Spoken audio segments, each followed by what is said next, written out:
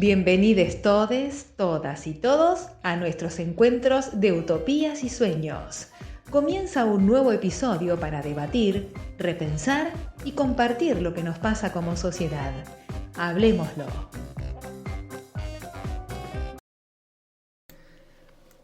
Bueno, ya estamos al aire. Hoy estamos solos en la madrugada. Estamos solos con el compañero Gustavo. Hola Gustavo, ¿cómo Hola estás? Marcelo, ¿cómo estás? Qué interesante esto. Encontrándonos, por suerte y por nuestro compromiso de encontrarnos en este espacio que nos sirve también para seguir reflexionando y para seguir dándole vueltas a la realidad, buscando acciones que nos lleven o nos acerquen a lo que sentimos, a lo que pensamos, para ese hacer sea coherente con lo que sentimos y pensamos. Y en ese pensamos, sin duda, la significación de reflexionar con otros, con otras, con otros, es lo que nos da la posibilidad de aprender y de buscar esa coherencia entre sentir, entre lo que sentimos, entre lo que pensamos y entre lo que hacemos, que creo que es un aspecto fundamental de todos, ¿no? Porque a veces la mirada solamente está puesta, y que no digo que esté mal, está bien que se ponga la mirada en nuestros conductores, en el gobierno, pero también creo que es muy válido no perder de vista, reflexionar sobre nosotros en nuestra vida cotidiana, con nuestros vínculos, con las otras, con los otros, de qué manera intentamos esa coherencia, esa articulación, esa línea que una desde un lugar coherente lo que sentimos, lo que pensamos y consecuentemente lo que hacemos. Obviamente en eso que pensamos implica el poder organizar los datos de nuestra realidad, de la realidad general, para tener un análisis que permita acercarnos a un análisis lo más objetivo posible, lo más profundo posible, para que nos podamos de ese lugar hacer lo que implique la posibilidad de transformar aspectos de nuestra realidad en lo cotidiano, en lo vincular, y nuestro aporte, nuestra lucha, nuestra acción para diferentes espacios colectivos que uno puede participar para cambiarlas, favorecer al cambio de una transformación de esta realidad, ¿no? Y creo que cuando se va articulando todo eso, ese pensar entre todos, ese pensar colectivo, y se va articulando también con una escucha activa de quienes son nuestros representantes, a quienes elegimos, desde el campo popular, de los sectores mayoritarios, cuando esa dialéctica, esa transformación recíproca se da en los hechos, y bueno, uno se va sintiendo mejor, uno se va sintiendo mejor. Yo pensaba el otro día, ¿no? Después del debate que tuvimos entre vos, Luis, yo, acá en el podcast, eh, pensaba en esto que quedó, que quedó como colgado, como pendiente, el, el tema de, o sea, es el pueblo el que hace, es el pueblo, ¿no? Y, y, y yo decía, me acordaba del famoso 2001, ¿no? Todas las movilizaciones populares que hubo en ese 2001, todo lo que pasó, todos los grupos autoconvocados, porque en el 2001 hubo mucho grupo autoconvocado. Y eso de que se vayan todos, ¿no? Toda esa energía 2001, 2002, viene Dualde, mm, fue un bombero que apagó un poco el fuego, pero la verdad solucionar no solucionó nada. Eh, y llega Néstor Kirchner con menos votos que desocupación, ¿no? Eh, y, y en realidad llega perdiendo las elecciones, porque en realidad él las perdió contra Menem. O sea, Menem sacó más votos que él, pero por esto de que se bajó de la segunda vuelta Menem, él se consagra como presidente. Y, y, y me venía el recuerdo Néstor, ¿no? Que empezó a hacer cosas con el poco poder, con el nada poder que tenía, porque la gente estaba completamente descreída. Yo me acordaba de que yo lo voté, pero lo voté de casualidad, lo voté por peronista, o sea, dije, la verdad yo no lo conocía, y yo, más allá de que Néstor era normalmente desconocido, yo me fui de Argentina en 1990 y volví en el 2000. O sea, imagínate, me perdí todo el menemato. Por lo tanto, o sea, para mí era un desconocido total. Es más, cuando a mí me dicen, Néstor Kirchner es el esposo de esa diputada que es muy bonita, y que es muy guerrera, dice, alguien me comenta, me dice, es muy, muy guerrera, yo la confundo con Alicia Castro. Yo digo, ah, sí, ya sé cuál me decís. Pero pensando en Alicia Castro, no en Cristina Kirchner. O sea, yo ni siquiera conocía a Cristina. Y a pesar de eso, bueno, yo cuando fui lo voté, porque basta de no votar a Menem, era como cualquier cosa, ¿no? Menos Menem. Y mi voto, por supuesto, iba a ser peronista. Entonces, bueno, dije, me la juego por este. Pero él, sin nada de poder, llega y él empieza a articular políticas que nos llevaron a movilizarnos. Y, y yo pensaba en esto, ¿no? Que los mayores logros se obtuvieron cuando ya el pueblo estuvo en la calle. Pero me viene de vuelta, ¿qué es primero, el huevo o la gallina, no? Claro. Vos sabés que a mí me acompaña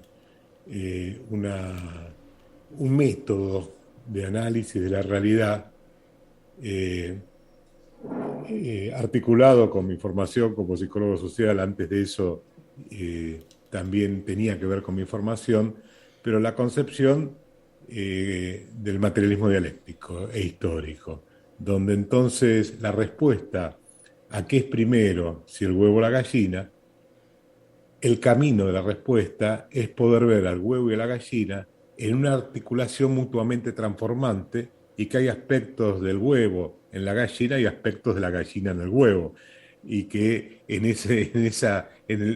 la síntesis que ese huevo dará nuevos pollitos o nuevas gallinas. Entonces lo que digo es, yo sí lo que creo fervientemente es en esa articulación, en esa transformación recíproca, en esos caminos que se van construyendo a partir de las reivindicaciones, de los derechos, de las necesidades, de lo que expresa y expresamos en las luchas los sectores que nos identificamos, somos parte siendo trabajadores en diferentes lugares también de la sociedad, pero digo, esa articulación entre el sentir, entre el pensar de lo popular, entre las necesidades, los derechos y los conductores que pasan a ser referentes para poder instituir lo que como instituyentes intentamos generar como transformación, es esa relación entonces que no divide o una cosa o la otra, sino que los cambios para mí suceden cuando eso se articula y se resuelve y aparece una síntesis entre esos encuentros. Entonces, desde ahí creo que trato de responder, no sé si lo expresé claramente, pero digo, entonces, no es yo diría que es una falsa contradicción pensar y tratar de descubrir qué es lo principal. Lo que digo, que uno y el otro no existen si no existe el otro, y que esos dos aspectos hacen a una unidad, en todo lo que implica ese avance de políticas, en este caso, que den transformaciones y posibles cambios a, a una realidad en este proyecto que nos gustaría vivir de soberanía política, de justicia social, de independencia económica, de avances sobre un vivir mejor, sin duda.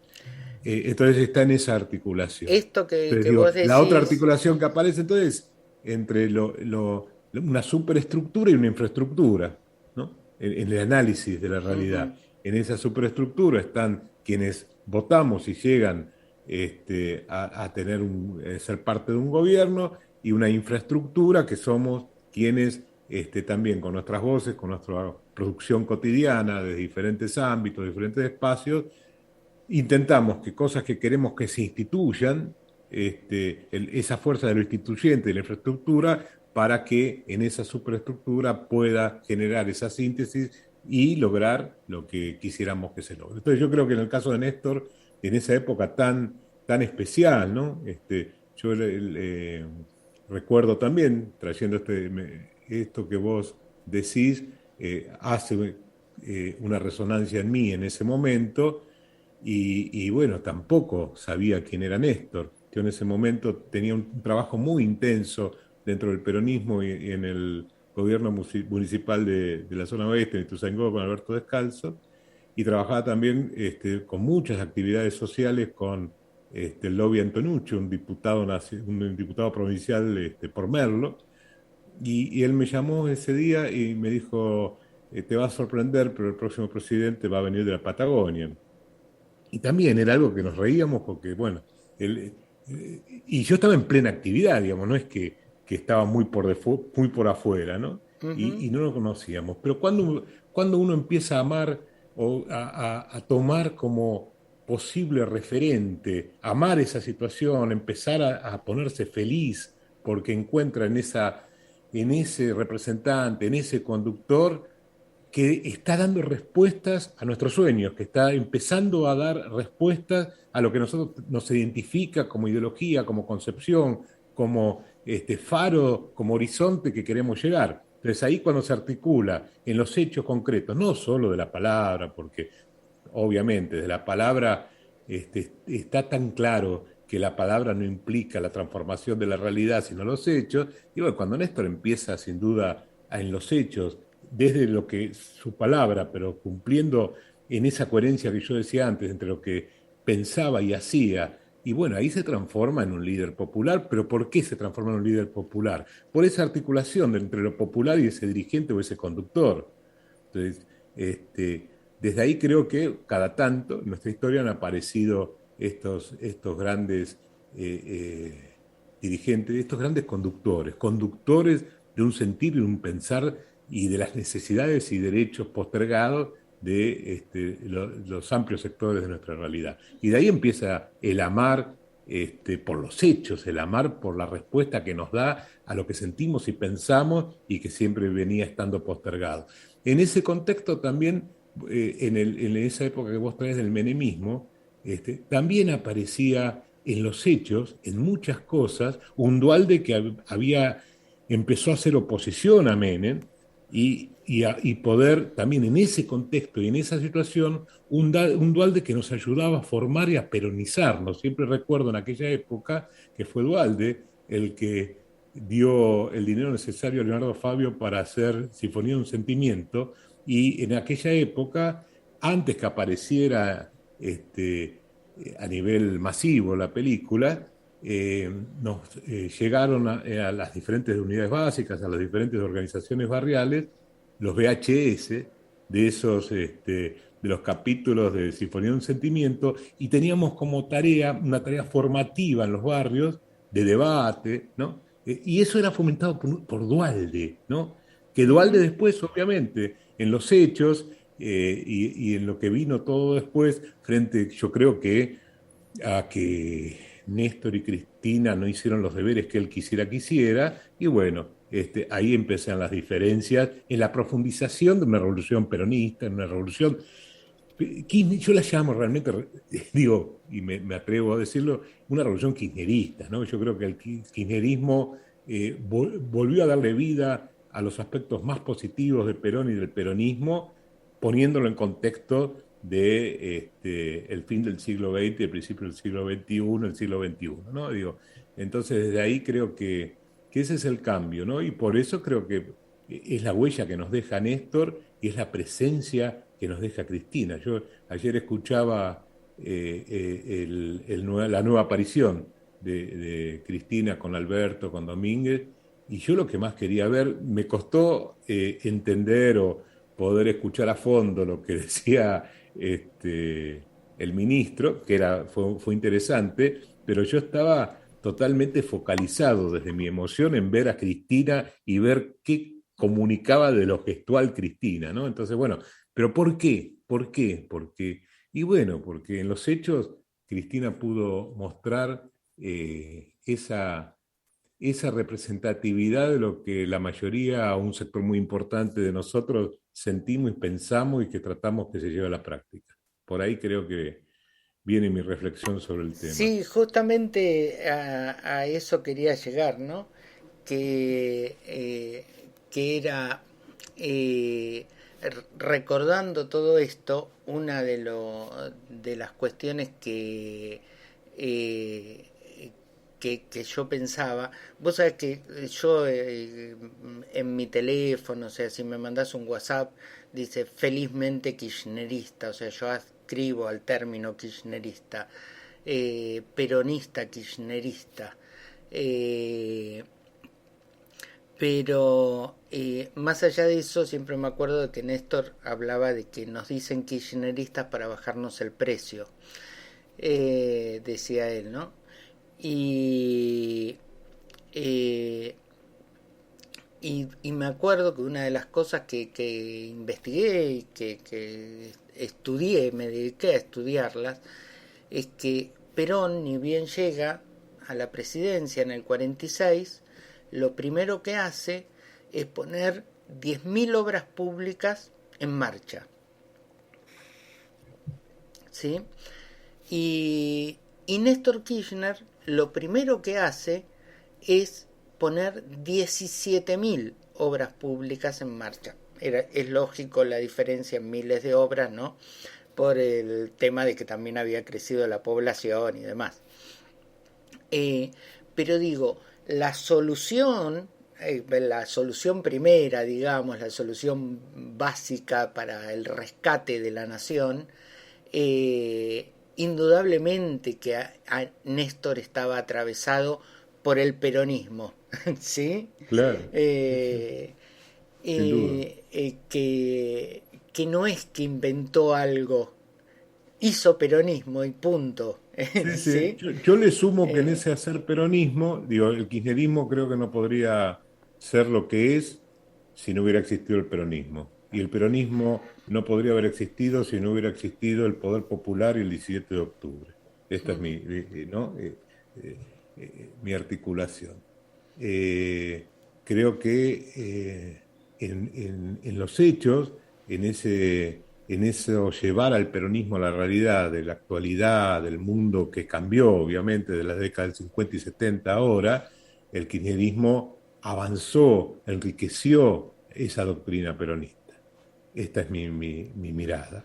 Y que pudo llevar inclusive a la práctica lo que Perón no pudo alcanzar a hacer, por ejemplo, en el 73, 74, que es esta construcción de un frente que es el que hoy vivenciamos y somos parte. Ese frente que, por supuesto, hay debate, hay lucha ideológica, en un contexto muy difícil donde el poder real tiene mayor concentración de poder que nunca y donde, bueno, ya sabemos lo que fue capaz de hacer ese poder real que de repente tiene representantes pseudo republicanos como Fantochada, que es el PRO y la cúpula del radicalismo actual, ese poder real que también fue representado por asesinos en la dictadura, por asesinos, genocidas, ese poder real que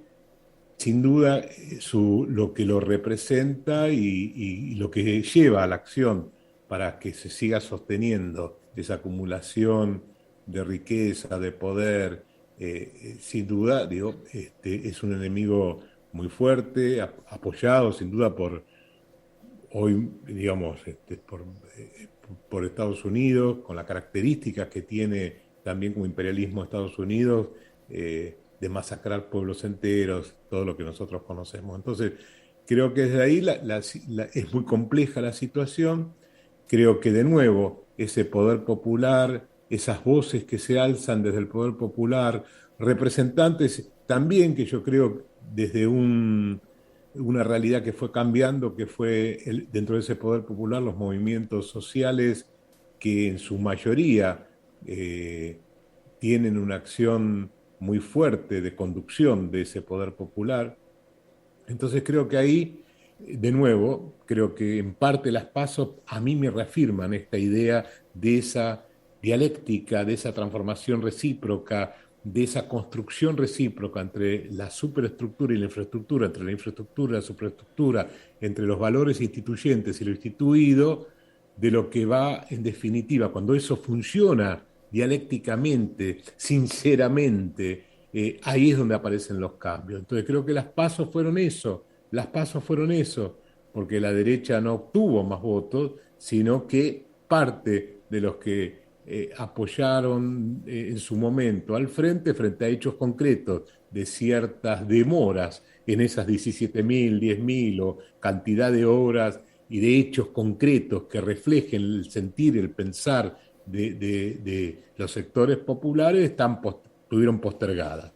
Creo que hoy hay respuesta a ese, hay una escucha activa a eso, hay una fuerza popular que se hizo visible y que se sigue haciendo visible y se seguirá haciendo visible en estos tiempos y en estos meses, que llevan a que yo creo que en todo lo que va pasando en estos días, en estas semanas, van habiendo movidas o un cambio de actitud en muchas cosas, que sigue siendo, para muchos en algunos momentos sigue siendo menos de lo deseado, pero algo se va modificando. Y que no tengo dudas que esas modificaciones, porque cómo pensar que, por ejemplo, Cristina solo piensa y empuja esas modificaciones desde la superestructura, no del poder real, sino de ese sector que hoy gobierna.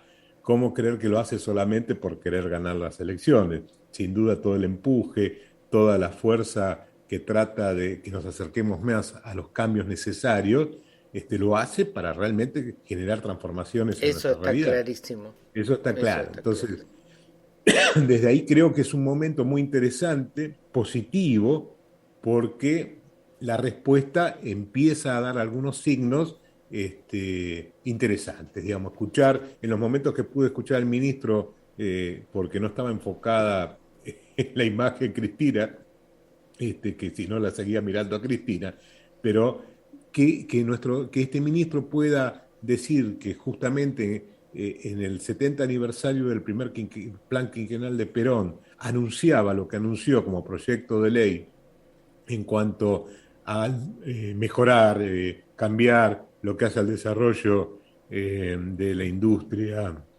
dentro del campo, industrial.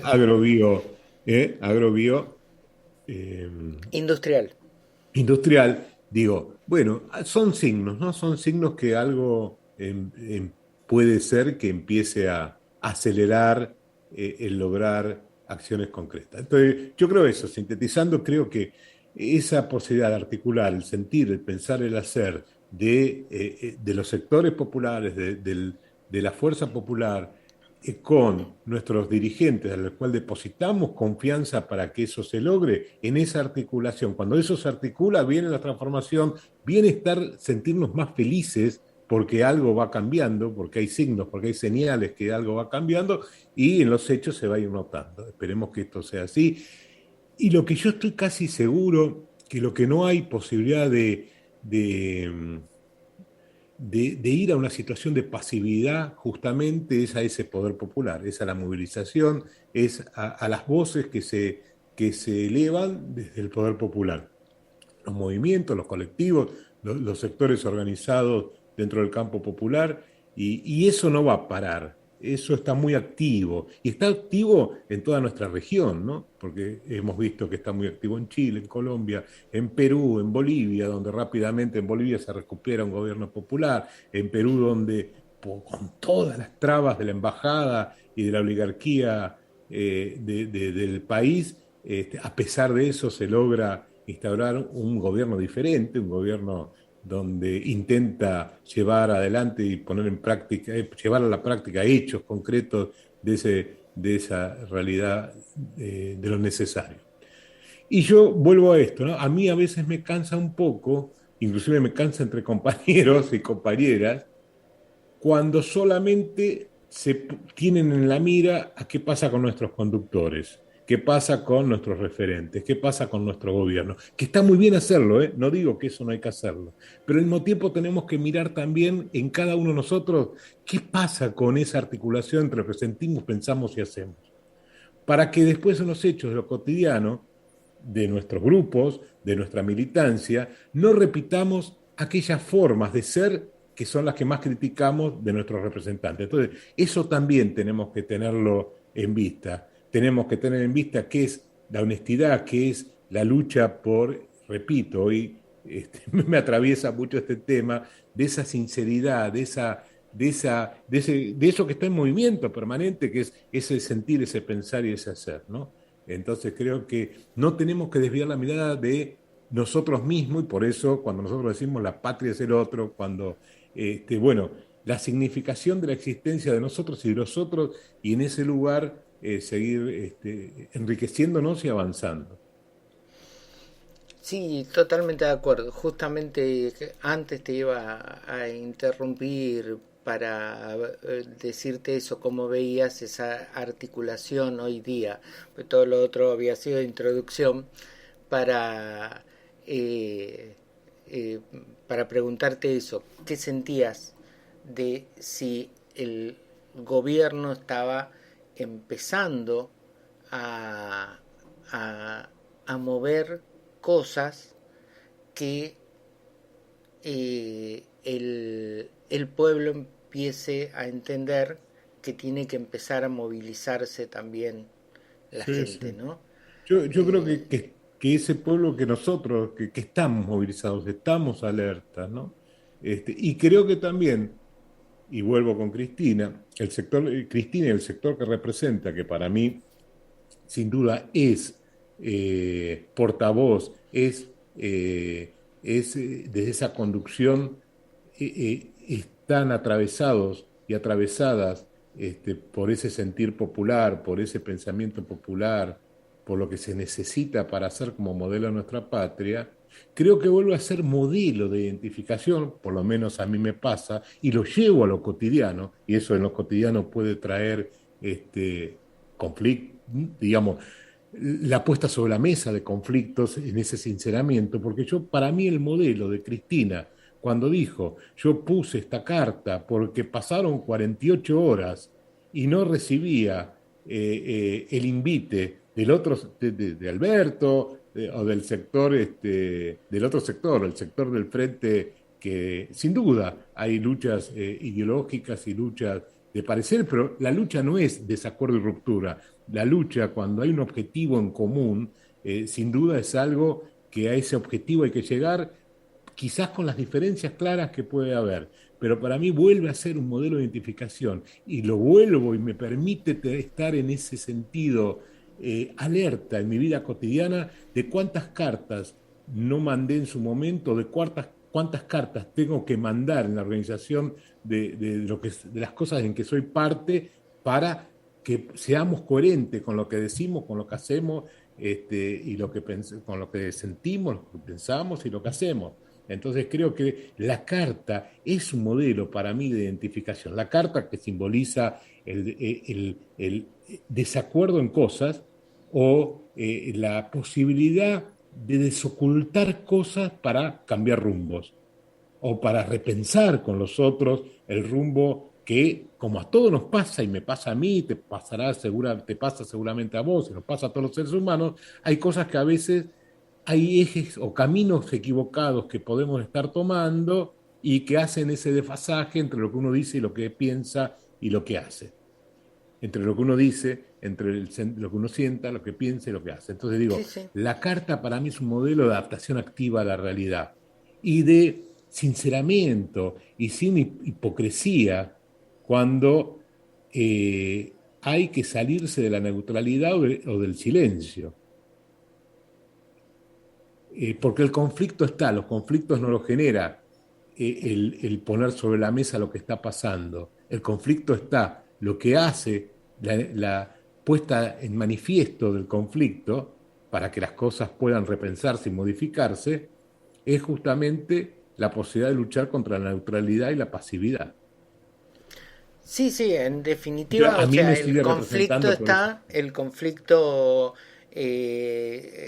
con carta o sin carta igual está, y porque la política es conflicto y la La política vida, ¿no? La es vida la es vida. conflicto, pero es lo que nos permite Pero desde esos conflictos aprender, repensar, reparar, evolucionar modificar, evolucionar, ¿no? es, Entonces a mí me es pasa como ser humano eso, ¿no? Más allá de lo concreto que va pasando y que es tan importante porque nos atraviesa y es lo que nos hace, de lo cual dependemos en la organización de nuestras vidas, de lo que pase políticamente también. Entonces, digo, pero para mí, repito, esa carta me permite estar alerta y seguir observando cuántas cartas uno tiene que dar también en sus vínculos, en la vida cotidiana, en los grupos de compañeras, de compañeros, en los vínculos más, ¿no? El poder expresarse, el poder sincerarse, el poder con los tiempos que para cada uno sea necesario y con las formas que cada uno pueda ir generando aceptación en uno mismo y en los otros, pero no dejar de escribirle esas cartas, ¿no? No dejar de agarrar de poner la voz en aquello que pensamos, en aquello que sí, ocurre, en sí, aquello que vemos. dar Creo que a mí respuesta. me me sirve mucho para, no por lo novedoso, sino para justamente para la significación que adquiere para no quedar en una adaptación pasiva a la realidad, pero llevarlo también a nuestras vidas esto, ¿no? Sí, sí, en la vida, o sea, lo que vos estás, creo que lo que estás queriendo decir eh, es en la vida todo lo que se dice, lo que no se dice, lo que se hace, lo que no se hace, todo es acción. O Uh -huh. sea, y a esa acción o sea, a lo que se dijo o a lo que no se dijo, a lo que se hizo o no se hizo, a eso hay que darle siempre una respuesta. Y la respuesta siempre es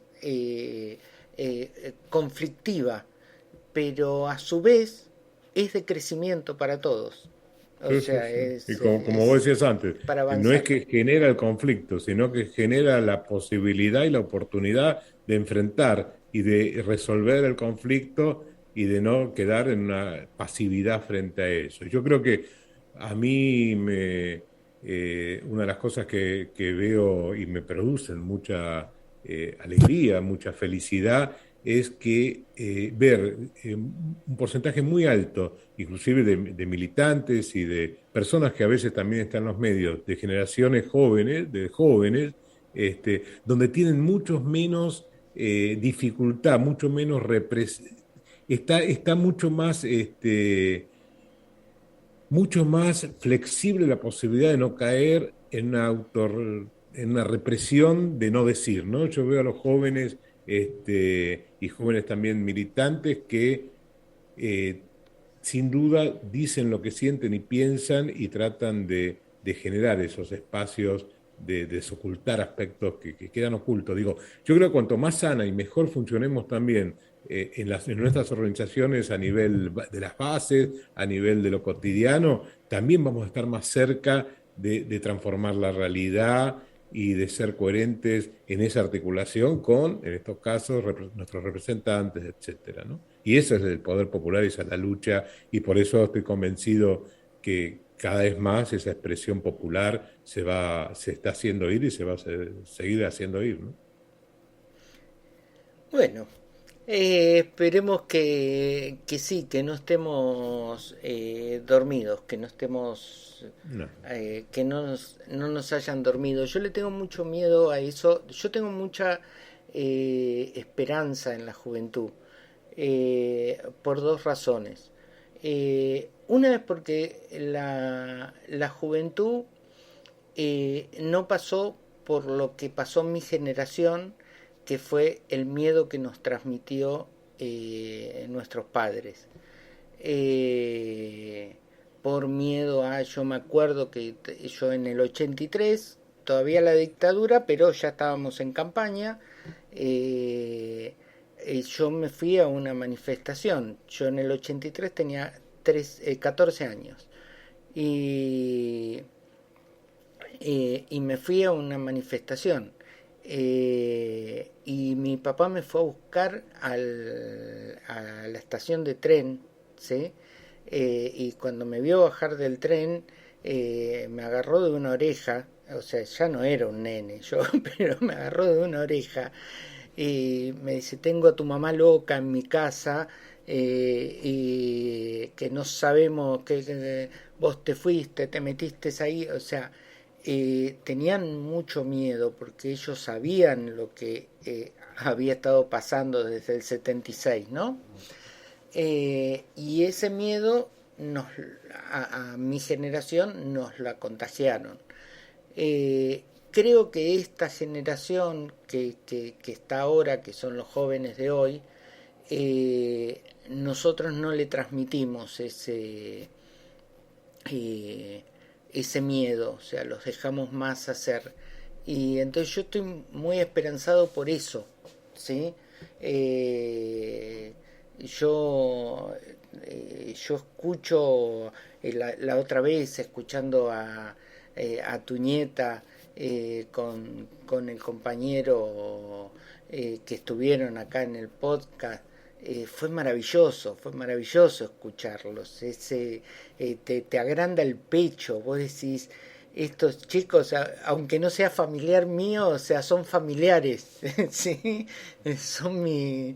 qué lindo lo que está pasando.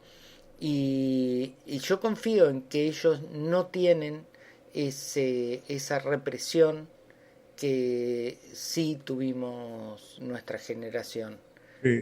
A mí me ha tocado, por supuesto, en este caso que vos mencionás, Camila, mi nieta, es un orgullo para mí, sin duda, que de su militancia.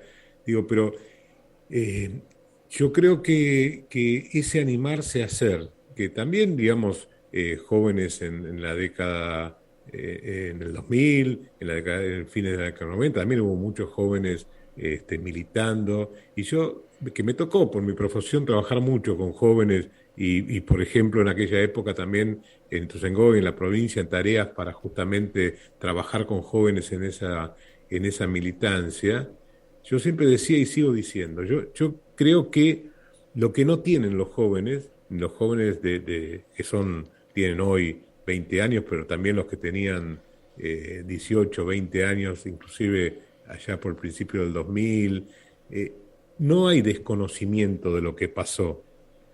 Entonces yo creo que la virtud y la valentía y lo inevitable que conocen de que la única posibilidad de cambiar la realidad es una participación activa en esa realidad, es maravillosa. Mira, yo la primera vez que tuve en una movilización fue en la dictadura, en la época de Lanuse, en Chacarita, donde yo con otros jóvenes caímos detenidos, éramos jóvenes, salimos, y aparecía entonces conocer la realidad de lo que era la represión y la dictadura, pero nunca llegamos a tomar conciencia en esas finales de la década del 60 y principios de la década del 70, no estaba en nosotros de manera real, consciente, lo que podía pasar y pasó en el 76 con los asesinos de esa dictadura cívico-militar eclesiástica. Creíamos realmente que llegábamos a una patria peronista, a una realidad diferente y que estaba a la vuelta de la esquina ese logro, con lucha, con todo lo que implicaba. Sabíamos lo que había, porque muchos padecimos cosas, pero digo, nunca al grado que se llegó, nunca pensar que podía llegar a haber 30.000 compañeras desaparecidos, o que nos podíamos encontrar y cada día hacíamos una cita para ver quién estaba y quién no estaba, simplemente hacíamos citas para ver y entender que el que no llegaba era un compañero que estaba chupado. Entonces digo, eso no pensábamos que iba a pasar. Estos jóvenes, los jóvenes de las últimas décadas, son conscientes de lo que pasó. Y entonces la valentía para mí que tienen de luchar para transformar la realidad es maravillosa, es superadora a lo que nosotros fuimos como jóvenes en la década del 70. Digo, un gran porcentaje dentro de los sectores populares, Sí, porque sí, por después, supuesto. bueno, obviamente, no es el 100%, pero digo, entonces yo creo que esa valentía a mí me permite tener esa esperanza crítica y me motiva y me sigue motivando a dejar todo lo posible para que esta transformación siga avanzando. Esta realidad de dar batalla al poder real y que ese poder real deje de serlo, creo que motiva porque son hechos concretos que siguen pasando donde a pesar de todo lo que hicieron, a pesar de todo lo que hacen, no pueden terminar con el poder popular. Uh-huh. Entonces creo que eso es lo maravilloso de la vida, ¿no?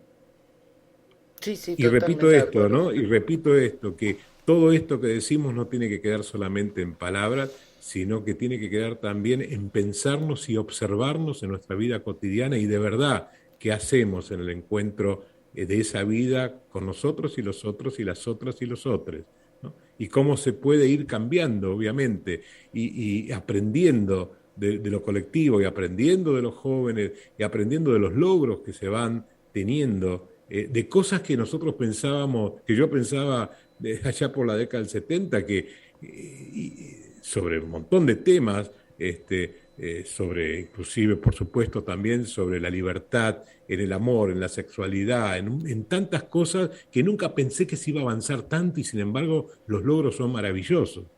Y eso es porque a pesar de todo, a pesar de los planes de asesinar el sentir y el pensar popular, no lo lograron y no lo van a lograr nunca. Habrá avances, habrá retrocesos, habrá broncas que nos dan también a nosotros ciertas cosas que pasan en la superestructura o en el gobierno, pero se avanza y se avanza de tal manera que estos hijos de mil putas del neoliberalismo no pudieron estar más de 4 años. Sí, no, no, en eso yo estoy de acuerdo. O sea, una vez creo que lo hablamos, no sé si acá en el podcast o lo hablamos en la unidad básica, pero lo charlamos nosotros que decíamos, yo una reflexión que hacía era, yo estuve en muchísimos lugares de Latinoamérica, sobre todo de Centroamérica. Eh, y de Centroamérica los conozco todos los países.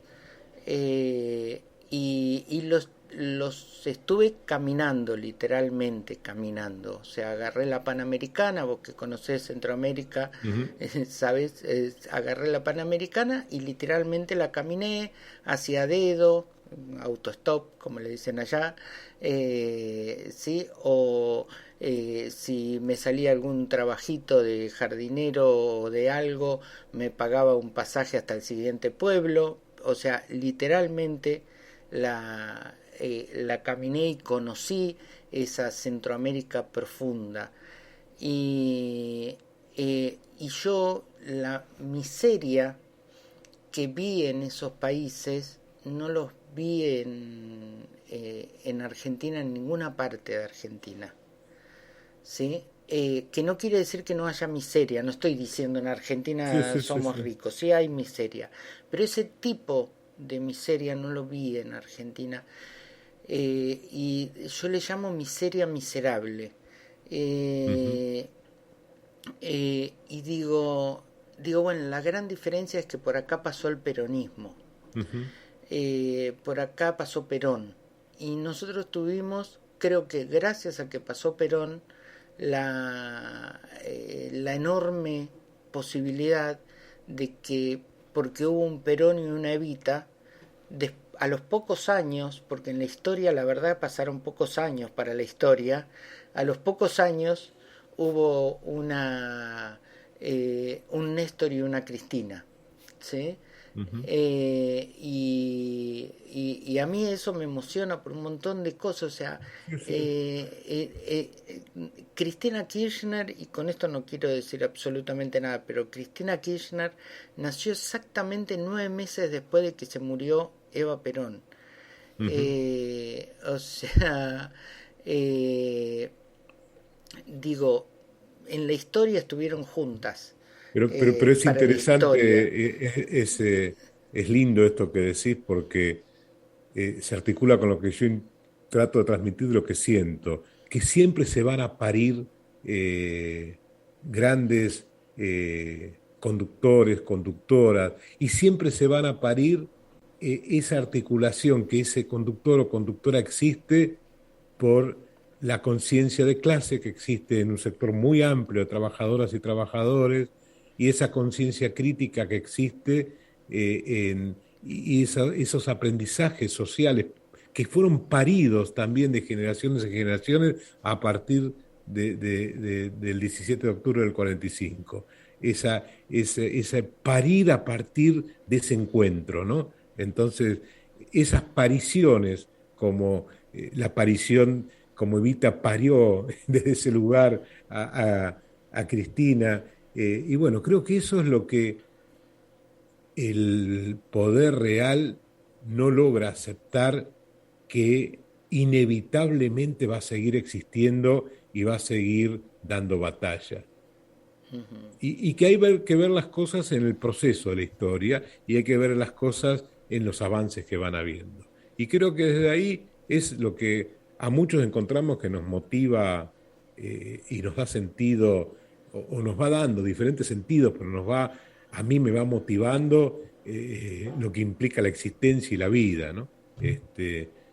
Creo que eso es eso, en definitiva, que lo hablábamos por fuera del podcast, de qué lugar le damos a nuestra programación y a nuestros diferentes, a las plataformas y a nuestros diferentes programas. Pero creo que tenemos que estar siempre ávidos de tener actualizada la plataforma, digamos, que esa plataforma nos permita actualizar los programas que impliquen que cada vez podamos ser mejores seres en, en la articulación de la construcción de lo vincular, de lo colectivo, de la coherencia, repito, entre lo que sentimos, pensamos y hacemos. Y desde ese lugar, más que nunca, reclamárselo a nuestros conductores y cuando esos conductores, más allá del amor que nos hayan podido dar, generan hechos que nos desenamoran, porque así como existe el amor, existe el desamor, estar alerta sin marcarlo. Y creo que eso es parte de ese movimiento de luchas sociales y de lucha de nuestra realidad.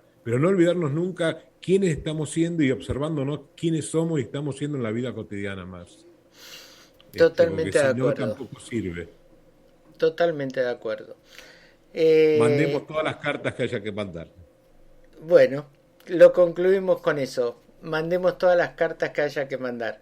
Gracias, Gustavo, Gracias a vos, Marcelo, por el encuentro. por el encuentro. Siempre es enriquecedor encontrarse con vos y estas charlas y este filosofar, ¿no? Y esto, Eh, y filosofar no desde la concepción eurocentrista de filosofar para no, la no. nada, ¿no? Sino de reflexionar para ser lo mejores posibles y encontrarnos, ¿no? Porque también esta alerta de poder encontrarnos en las vidas, ¿no? Como que eso tampoco nunca se acaba, ¿no? Sigue siendo movimiento, porque para mí es muy reconfortante, a mis 66, poder valorar, por ejemplo, el encontrarme con vos en estos espacios, en esta época y que eso es estar alerta. en la significación que adquiere seguirnos encontrando con aquellos que podemos tener diferencias, pero en lo esencial y en el objetivo principal de las cosas tenemos una total identificación. Entonces eso es lo que enriquece también al ser humano. Por una patria libre, justa y soberana, que es en definitiva a donde queremos llegar, todos. Así es, así es. Gracias, Gustavo. Nos volvemos a encontrar Marcelo. el martes. La semana que viene tenemos podcast únicamente martes y jueves. Y la siguiente semana, que es la semana del 12 de octubre, tenemos de martes a viernes. Vamos a festejar la semana del 17 de octubre. Le vamos Bárbaro. a llamar así, y toda la semana vamos a tener invitados. Ahí estaremos. Bueno, Gustavo, gracias por acompañarme. Un abrazo Gracias grande a vos, Marcelo. a todos, a todas, a todes. Nos volvemos a encontrar el martes. Chao. Chao.